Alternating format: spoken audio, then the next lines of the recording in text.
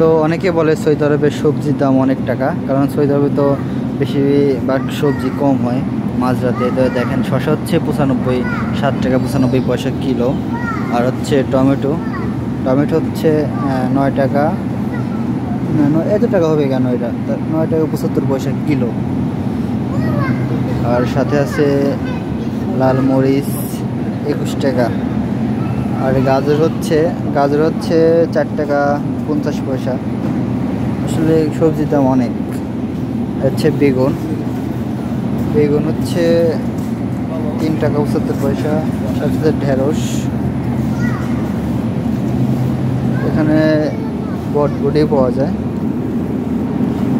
বটবটি হচ্ছে 16 টাকা 75 পয়সা কিলো। আর এটা হচ্ছে কি, এটার নাম তো জানি না অবশ্য, এটা সবজি। তো এটার দাম হচ্ছে 8 টাকা 75 পয়সা কেজি। দেখেন সবজি আর সবজি। মরিচ হচ্ছে 4 টাকা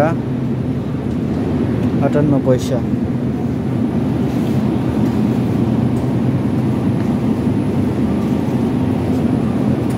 মরিচ বিভিন্ন ধরনের আছে। এই মরিচ, বড় মরিচ হচ্ছে 8 টাকা 95 পয়সা। ক্যাপসিকাম আছে লাল, সবুজ, সব ধরনেরই। আর এই সাইডে আছে, এটা হচ্ছে মূলা, ফিজল বলে। এটা হচ্ছে আমাদের রেস্টুরেন্টে আমি কাজে লাগে। মাশরুম সব কিছুই আছে এখানে। আর এই সাইডে হচ্ছে ফলের আইটেম। আপেল হচ্ছে 9 টাকা 95 পয়সা। মালটা আছে, আপেল আছে। তো এটা হচ্ছে আলু বলে, বাংলাদেশের মানে মিষ্টি আলু, সৌদি আরবে পাওয়া যায়। মিষ্টি আলু মুমকিন। এটা হচ্ছে চাল কুমড়া, অনেক বড় বড় বাদাম। কয় টাকা এনে?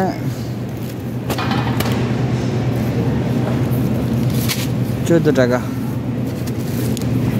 এক পোলটার দাম হচ্ছে 14 টাকা।